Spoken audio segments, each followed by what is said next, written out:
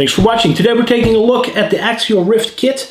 It is currently completed. In the previous video I have painted it up. I've been on a tiny hiatus just because it's so much work to get this place, this entire house and everything around it ready for summer that it really needed my focus. But right now I'm back to putting all of my attention to RC, so expect to see videos at least weekly.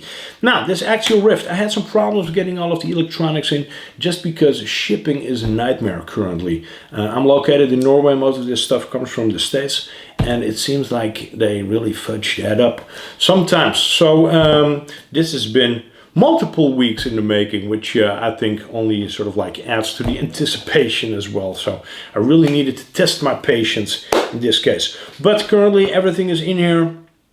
I must say it looks dope. I really like the way that this thing looks and feels. I like the size of it.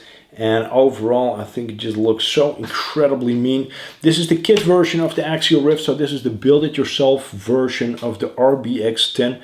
This is a rock bouncer, so this is meant to go completely insane. If you have perhaps followed along with some people having the ready-to-runs, those had some issues with the plastics out of the box. I think they might have solved this with this kit version because the plastics, they are claimed to be stronger. In my unboxing video I touched up on some additional webbing. I haven't seen that in these axles, but we will just see how they hold up once I start really putting it to the test. I chose to go with all Spectrum electronics for now, that is, just because I want to see how it holds up. Some of this stuff is familiar to me, and some stuff is really pretty much new, so I don't have any prior experience with it.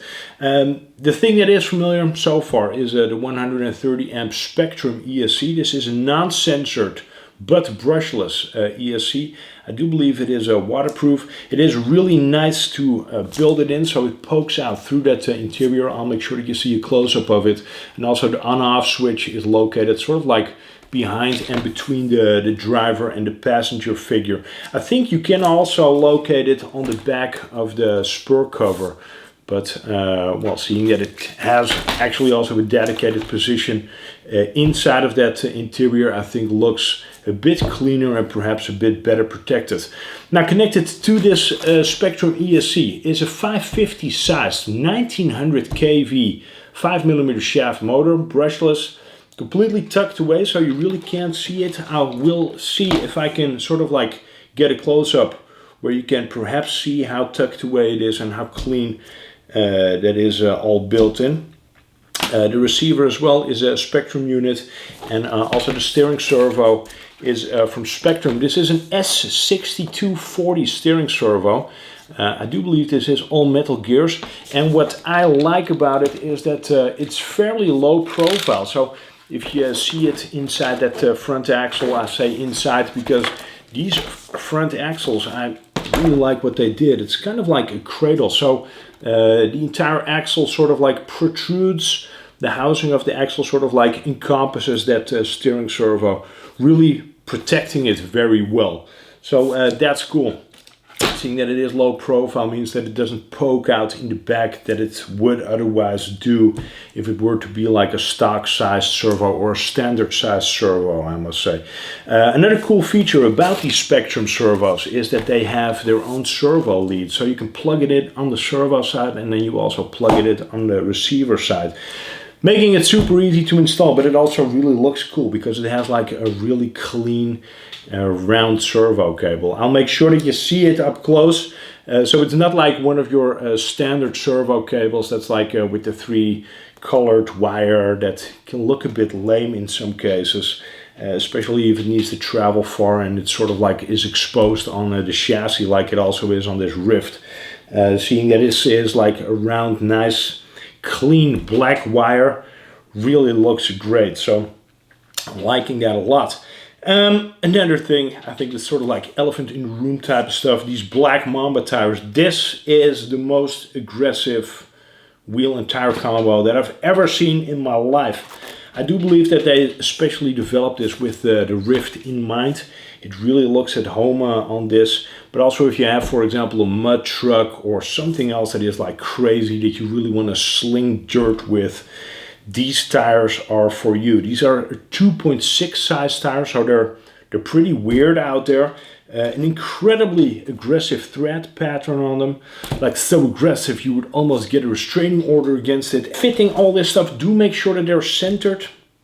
I had one of them assembled, and once I pinched down those bead locks, it looked a bit wonky and a bit wobbly, so you need to sort of like massage it on, make sure that it really sits nicely centered before you completely bolt it down. You get two different offset hex adapters with this. One of them, of course, I'm trying to look for right now. This is one of them. This one sits fairly wide, so this is a really large offset. I think that if you put this on, for example, a monster truck axle, that it will look great, or perhaps even on the bomber to make sure that you can clear the body and the cage.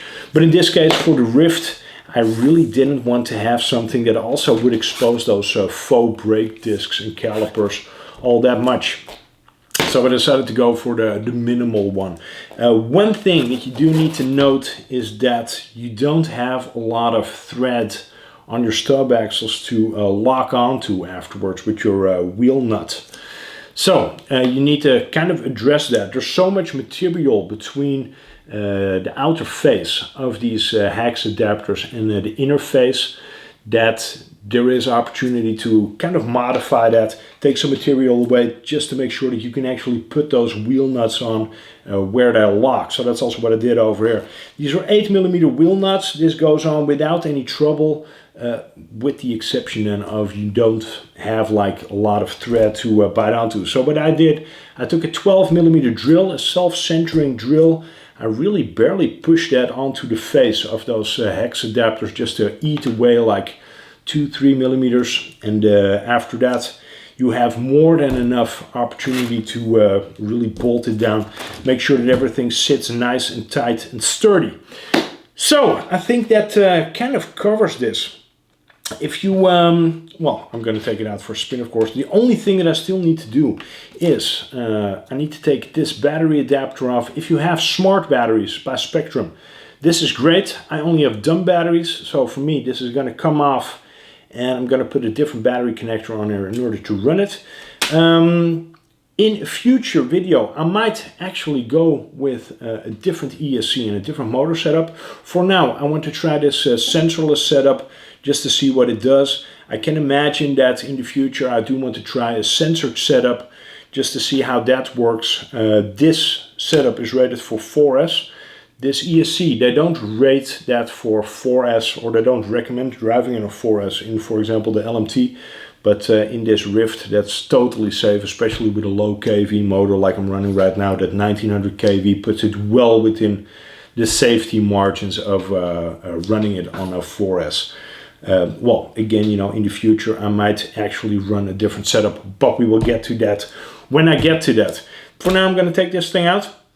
If you want to have any info about any of the stuff that I mentioned today, so whether that be the 130 amp Spectrum ESC, the 1900 kV 550 sized 5mm shaft motor by Spectrum, or the S6240 steering servo, or the Spectrum receiver and DX3 radio that I'm running, or the Black Mamba tires and the, not sure what they're called, rims by Proline.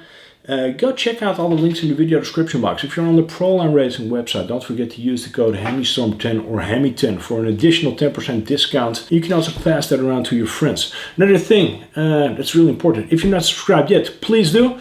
If you enjoyed this video, hit the like button. If you have any questions or comments, let me know in the box below. Thanks so much for watching. Take care, and I will see you around. Bye-bye. Back on.